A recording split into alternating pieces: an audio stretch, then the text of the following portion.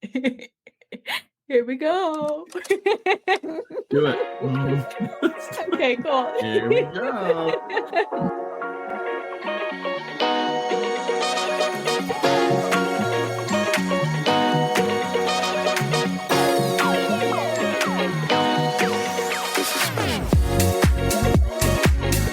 Hello, everyone. Welcome back to another episode of Coffin Talkin', where we unravel the mysteries, embrace the peculiar, and find humor in the unconventional world of feelings and what the... You just blew in the microphone. And just want people to know that I'm here and alive. Was my intro taking a bit too long this time? Let's go. I was holding my breath and I had to finally breathe out. Holly, come on. All right. Well, I'm so sorry. Joke. Wow. I'm sure I should prepare you before. So how's your week? It's been good. How's the garden? The garden is good. This week we had a weird cold storm. So the past 4 or 5 days, it's just been constantly raining. And really cold at night. So we've had to baby our little plants and put blankets over them at night. Oh, cool. Yeah. So we've preserved them and they are thriving. Good. The sun came out today. We played pickleball. So that was amazing. Was there a lot of people that played pickleball? Did you do it in couples or just you and Caden? No, just me and Caden. And we went to there are some tennis courts right by our house. So it wasn't technically pickleball courts, but we made do and it was still fun. Good. Did you feel extremely exhausted afterwards? I was tired, but I think that's just because that's the most cardio I've done in such a long time. That's a good sign. That's good. Yeah, but I'm feeling fine right now. Good. You look good. Thank you. I might be dead tonight, but right now we're good. Well, that's another episode, but but right now we're doing good. Good. Well, how was your week? You know what? It just hasn't let up, and I'm well, you can tell when you call and try and schedule an episode to be done, and a little frustrating. Sorry, I can't do it tonight. We may have to do it tomorrow. How about tomorrow during the and but by the time you change times and dates 3 times, it gets a little discouraging. So just because it's that busy that you can't fit something in. And so that's the way I feel right now. We just got off of an all-day service, and but oh my gosh, what a good service! It was a good service. Oh, really? Yeah. What made it good?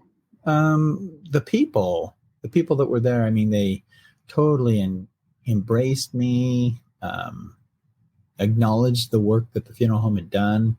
It was very nice. That's nice. Yeah, it was really nice.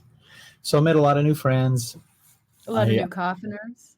A lot of new coffiners. I pushed Coffin Talking 10 people, and they said, "Holy, come here! You got to know Frank's doing a podcast." And so who knows what's going to happen? Go up to the podium. Before we start the eulogy, I just want to let everyone know I have a podcast. No, I know of someone that does a podcast, and most of you know Frank, right? Anyone raise their hand? Most will raise their hands. Okay, it's his podcast. Oh, he's a popular guy, I see. But there was right around 600 people there today. Oh my gosh. Yeah. Big service. Yeah, one of the largest services I've been on in a long time. Yeah. Yeah. That's crazy. It was really good. And I'll bet I met all of them. Really? Yes. The pastor was very accommodating in the fact that, you need to meet Frank. This is Frank. Oh, how nice. All the work on so-and-so who died in an auto accident, by the way, they didn't think they could see him. And but you fixed him up? Absolutely. Nice. Absolutely. And so even the pastor at the end said, I did not expect him to look as good as he did. Wow, good. Great. Yeah, that is really good. So anyway, that was my week. Wow. Ended well, but crazy busy the whole week. Yes. And it's still, Mom's going to be mad because it will push into tomorrow morning as well. Mother's Day. I hope everyone had an amazing Mother's Day, because by the time this is released, it will have happened. Yes. Happy Mother's Day to all the mother coffiners out there. Mother coffiners, female coffiners, soon to be mothers, mothers to be. Yes. So that sounds great. I Yes. guess I'll just go ahead and jump in it, and let's be frank. Thank you, Holly. You're So welcome.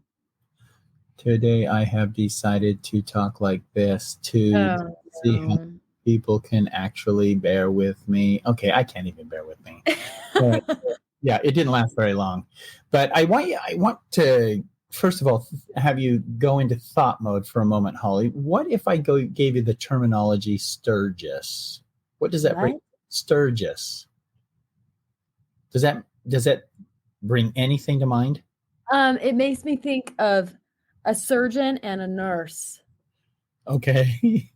and maybe a stingray in there somewhere. Most people think that, yeah, we'll go to Sturgeon's for a fish. But yes, you're right. Oh, Yeah, for not many people will know what Sturgis is. And I'll be honest with you, I didn't up until about 20 years ago. And Sturgis has been around for probably since the early 40s. I think this is the year they're celebrating their 83rd anniversary. And I did participate in one Sturgis. And what we're talking about are motorcycle rallies. oh, really? So yes, and so for those of you that are commoners that don't know what a Sturgis is, you can either go to YouTube or just a Google search on Sturgis, Sturgis, and I think it started in South Dakota, in Sturgis, South Dakota. And if I remember correctly, I think it was in early 1940s, and I think that it started with like 100 motorcycles. And so what they do is they get together from all over the nation, and then they just start. They pick a rally point. They go to the rally. They have events, concerts, everything circling around Sturgis. It's very interesting. Huh. The one I went to was in Nevada, and This was while you were writing? yes, Like you were a participant? yes, So obviously before you married mom. yes. Because that was gone soon after. That ended. So, which is okay. It's all right. But a lot of people don't even realize I rode a motorcycle for a while. The one thing that I will say this about Sturgis is that it went from like 120, maybe 120 motorcycles that first year, 84 years later, and I think they're going to celebrate their 84th, maybe their 83rd anniversary it would have already happened in April. And so the last rally, they had close to 50,000 motorcycles. Oh my gosh. And I want you to think for just a minute, the last time you were on the freeway, driving down the road, whatever the case might be, how many motorcycles caused you to stop? If they were right in succession, how many motorcycles would it take you to stop and actually be in awe of the motorcycles and the motorcycles? I don't know. It's not very many. I feel like as if I see a group going by that's like 5. Yeah. 4 or 5. It's like, oh my gosh, a pack. That is a pack. Yeah. Let's start a pack. Okay. Let's start a pack. Yeah. So I want to go back to my younger years, and I don't remember where I was. I remember distinctly being in the back seat of a car. And I don't know if we were traveling as a family to Disneyland or what the case might have been. I really don't remember. All I remember is that we were stopped off to the side of the road, and we were taking, I don't know if it was a potty break, just a break from the car to get out and stretch our legs. Not really sure. But I do remember this, a low rumble thunder. Oh, they're coming. Yes, they were coming. And I looked down the road and I go, what is the sound of, what is that? Because this is the first time I'd ever experienced it. And I'm not kidding you. If there were 100, there were 1,000 or motorcycles going by. Oh my gosh. They're in awe. Yeah. All these motorcycles going by. And I'm just thinking, wow, that is cool. And I'm almost positive that was part of a Sturgis outing or event. Yeah. So otherwise, all the motorcycles wouldn't be together. People call them gangs, but they're not really gangs because every walk of life, if you're any type of a motorcyclist, you can join Sturgis or be part of the rally. Uh-huh. So that in mind, let me just tell you a little experience that I had with a man that was a biker. And he ended up dying. Now, if I was to tell you or ask you to give me a description of your generalized biking body stereotype, what would you say, Holly? I'd say probably a bigger guy. Heavier. Mm-hmm. Heavier leather jacket. Okay.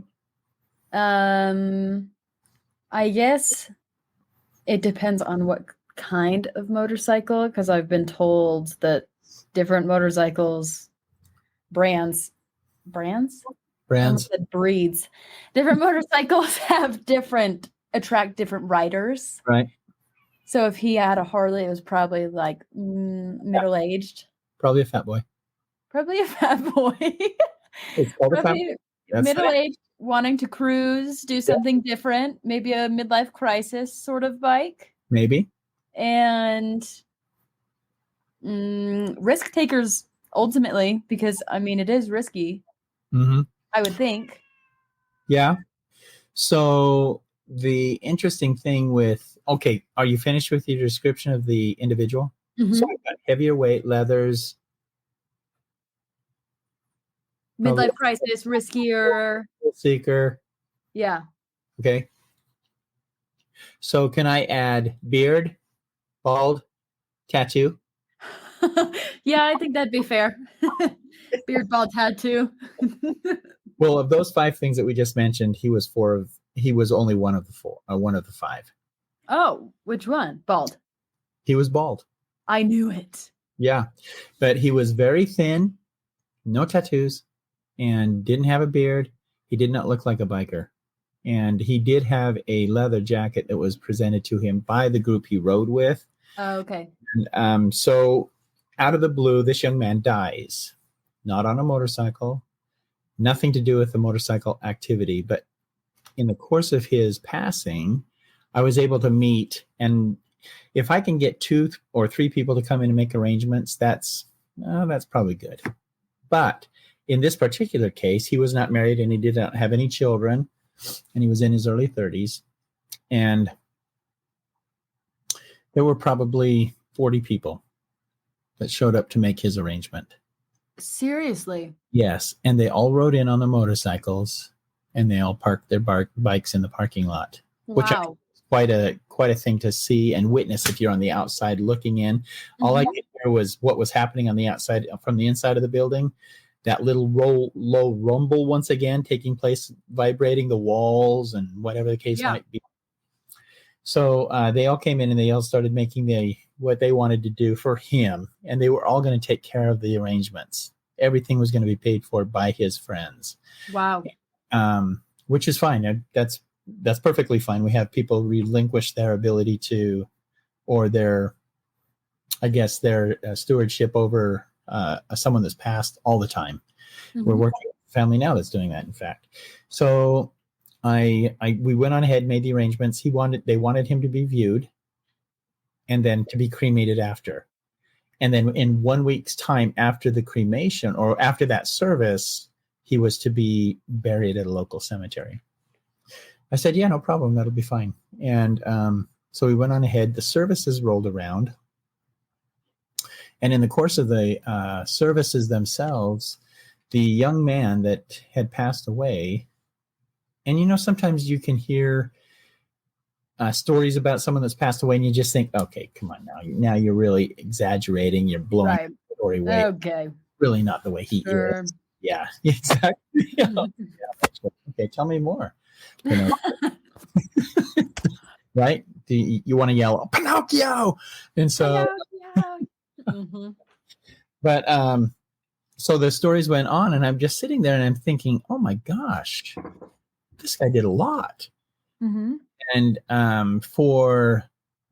so if he died at 33, for the past 10 years, he had been going to a shelter and providing food out of his own pocket and providing service plus whatever monies he had and service hours to help feed the homeless.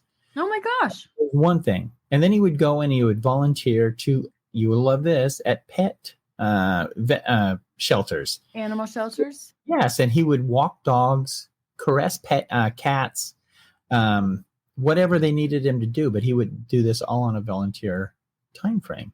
Yeah.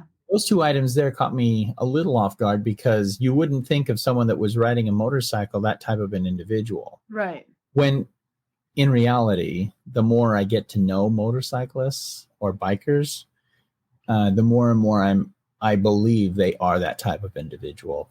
They're more better than what people would even on the outside. It's too bad we judge people by the cover of their skin, or not the color of their skin, but by the cover we see. Yeah. If we identify everybody by a book, the cover we're looking at thinking, that wouldn't be a good book. You know what I mean? The face that they put on, or that's a good book. But anyway, that's the type of individual that this young man was. So the services went on without a hitch. And I'm not kidding, Holly, in that when the motorcyclists came in, we had 2 parking lots on either side of the mortuary building, and I would bet there was 1,000 motorcycles in there. What? Yeah, and I know that it's not true. It couldn't be 1,000 because our chapel only holds 800, right? Okay. And if everyone drove a motorcycle, and I've said it's 1,000, then there would be overflow room only. Right. So the chapel was full, but not to the brim. So I would say that there was probably realistically probably 700, maybe 730. Oh my gosh! Motorcycles, and so I'm just looking at that and I'm thinking this is really cool. And it's only because of my experience with riding a motorcycle myself. I'm going through the motorcycles as the service is going on, or as they're leaving. I'm walking out with them and I'm looking at the motorcycles that these guys are driving, and I'm thinking, oh my gosh, I would love to have been able to drive that one. Yeah. And then, they get some of them got those real high bars, which I've never been impressed with. I have a neighbor up the street that has those, and he's a real nice guy. But I don't know that I'd ever want to ride the motorcycle. Anyway, so the services was concluded, and his good friend, who was female, came to me and said, so, Frank, are we going to be able to meet the graveside service with his cremated remains next Friday? And I said, absolutely.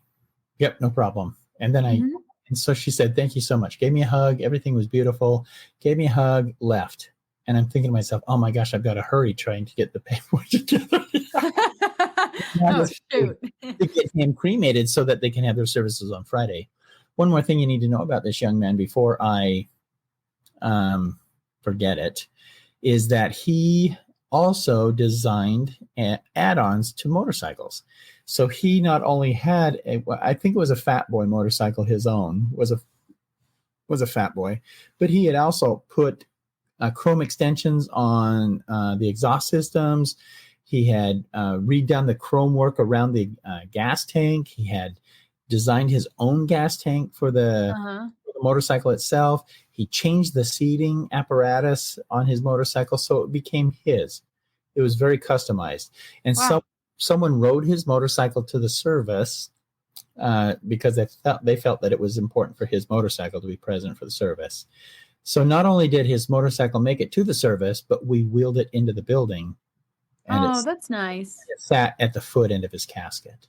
Oh, that's very nice. It was really nice. It turned out so nice, in fact, that my boss said, Frank, that was a great idea. And I thought, yeah, it was a great idea of mine. Yeah, sure. Thumbs up. Yeah, I totally thought of that. No, it didn't. It wasn't my idea, but it has been since that point something that I could easily look at and say, well, this person was a hiker. Let's bring in some cleat or some poles, grappling. What do they call those? Walking sticks. I don't know what. The hangers that hold the rope. Lanyard? No. Oh. The things that you rappel off of. Yeah. What are those? I don't know. I know what you're talking about. Carabiners. There you are. Yeah, carabiners. So, I was thinking to myself, this would be really cool to kind of do on an upscale. Yeah. So after the services, the gentleman that had ridden the bike in took the bike out, and of course, rode it away. And the woman gave me a hug and everything, and I started to get everything done. Well, the guy got approved for cremation on Wednesday, which meant that he'd go out on Thursday, which I was sweating bullets because that's tight. The graveside was set for Friday at 11 a.m. And I'm just thinking, oh, geez. So the other thing that they wanted to do was to have me take the cremated remains out to the cemetery, which is odd because where they're just cremated remains, usually the family will just pick them up, remains, do their own services, and be done. Mm-hmm. So I said, yeah, that's not a problem. So they came in, it started flowing in at 9:30. Cremated remains arrived at 10, which was good for me. And then we made our way to the cemetery at 10:35. So I looked through the crowd again, a huge amount of motorcyclists, bikers. Yeah. And I was looking through the crowd trying to find his motorcycle because I wanted it to follow behind the car. Oh, that'd be nice. I looked at the lady that had originally talked to me and I said, hey, and I won't give her name, starts with a W. Hey, could you tell me where's his motorcycle? She said, oh, it's not here. I said, oh, okay. Will you be the car or the motorcycle right behind me? She said, I would be honored.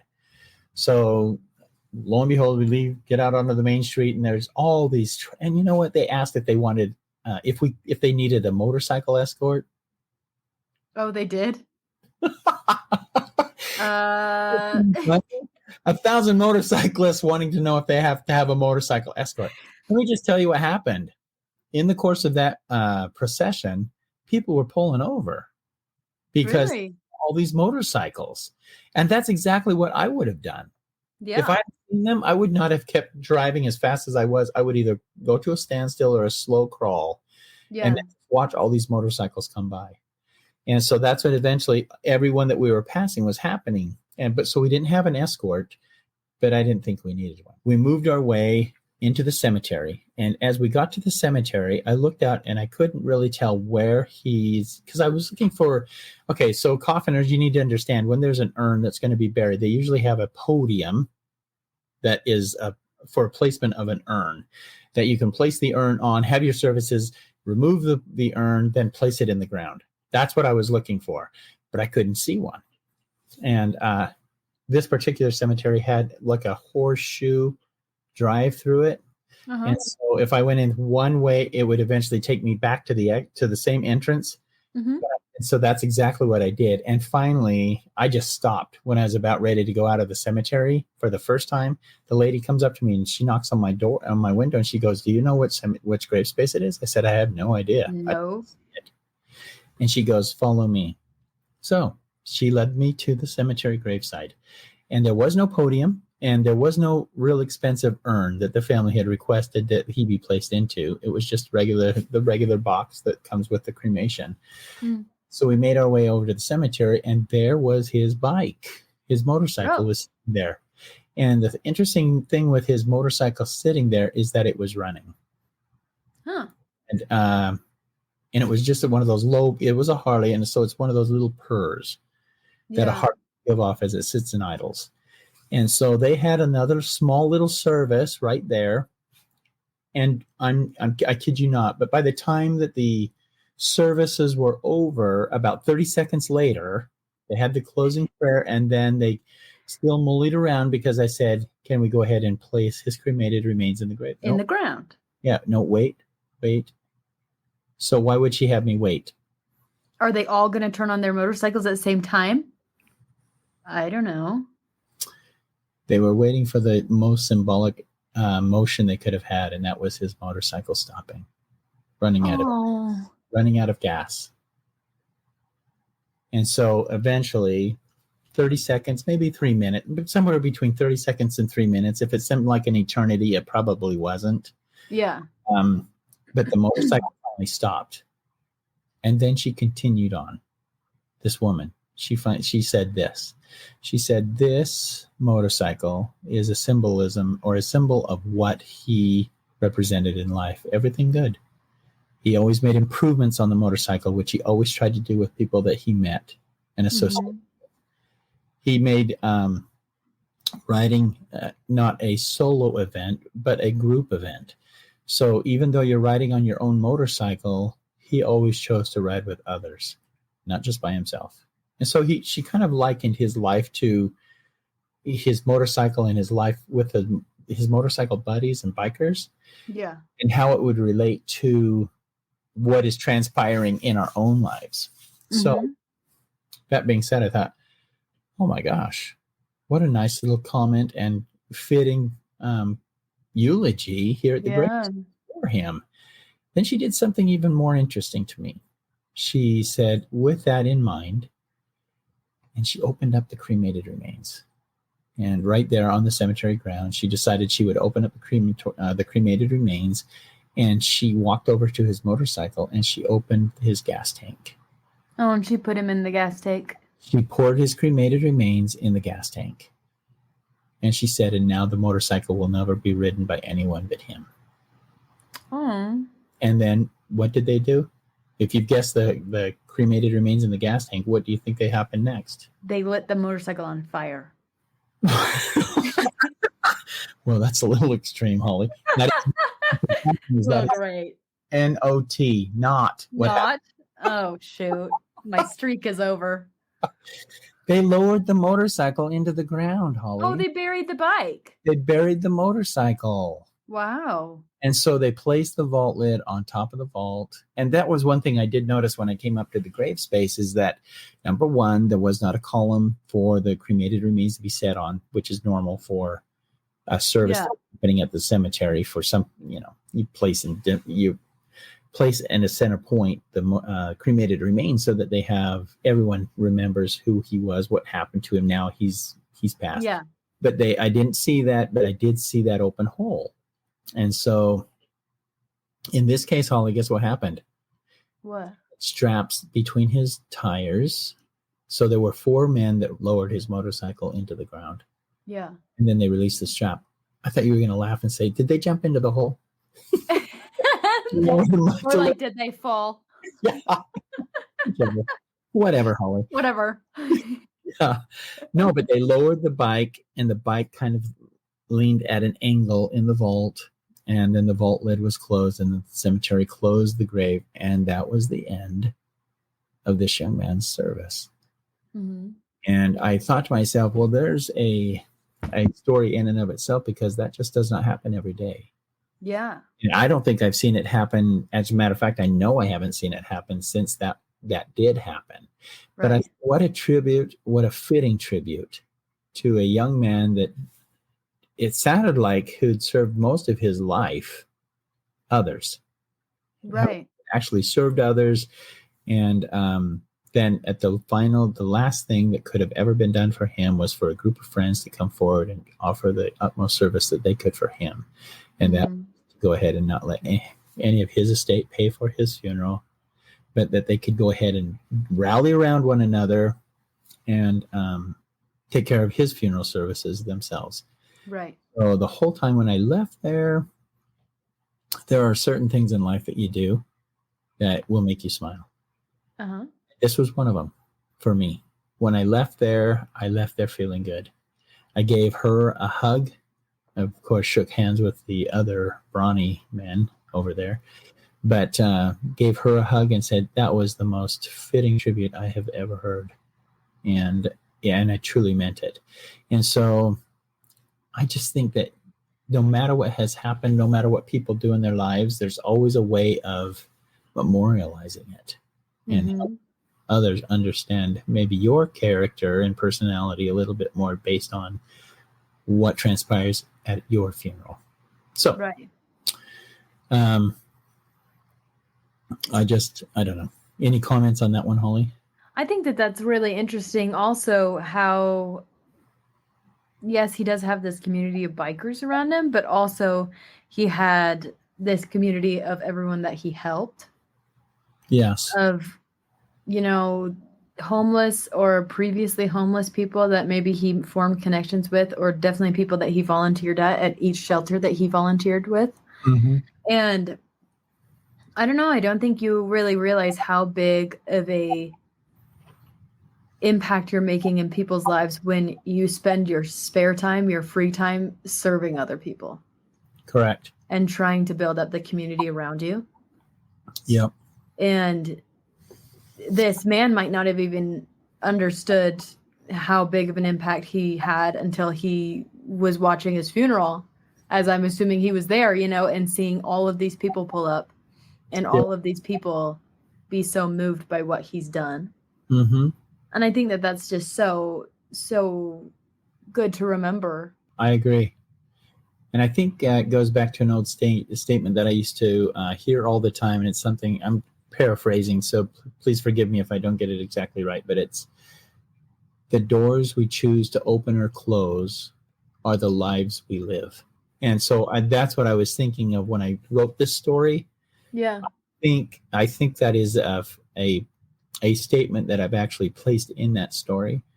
And it's not always come back to me, but whenever I think of this biker, I always think of that statement that he could have done so much more wrong in his life, but he chose not to. He chose to do and open those doors that would allow others to see the life he has chosen to live. Right. So regardless of bikers, and I know there are those negative connotations when you see a motorcyclist on the road or a biker and you think, what in the world's going through your mind? You know what I mean? Because I'm sure it was the same thing said of me as I was cruising down Ventura Boulevard. But I think there are times when we just have to kind of sit back and think, you know what? He's doing what he wants to do. He's living the life to live. And a lot of times when we maybe drive a Prius, do you ever get a second thought on someone driving a Prius? Sorry. Yep. But sorry, Scott. I don't care if you want to be off the grid. But anyway. Right. But sometimes you've got preconceived notions about individuals that drive specific cars. I know. So I'm trying to get myself out of that frame of mind. Right. And I always think back to remember my friend who worked at that funeral home, the very first funeral home, who would look at the car they were driving and decide whether or not to help. See, that's what I always think of, just so I can finish that thought. He would look at cars that people were driving and then decide whether he was going to help them based on a commission schedule that we had on what they would spend on a funeral. And he would make a determination when they pulled in, nope, Frank, that's for you. Oh, nope, Frank, that one's for you.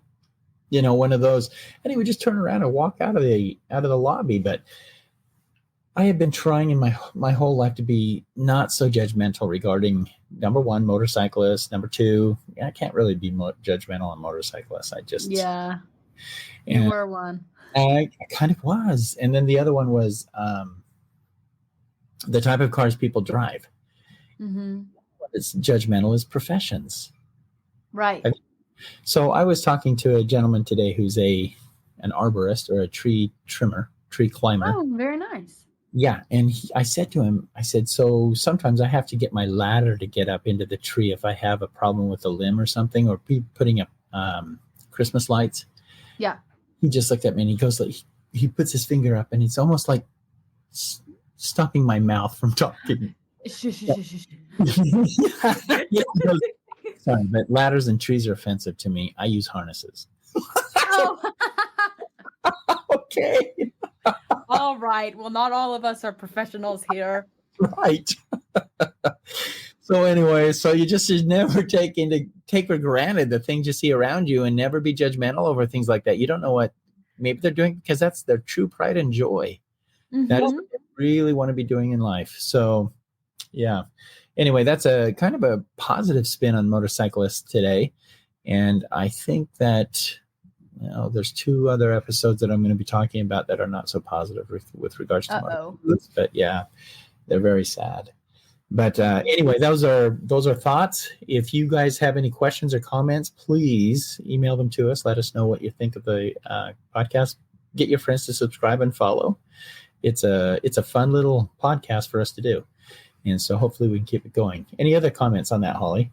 Nope. We love your support as always. And yep, feel free to email us at letsbefrank@coffintalking.com. Send us a DM on Instagram and we'll get back to you. And we'll talk with you next week. Thanks, Coffiners. Thanks.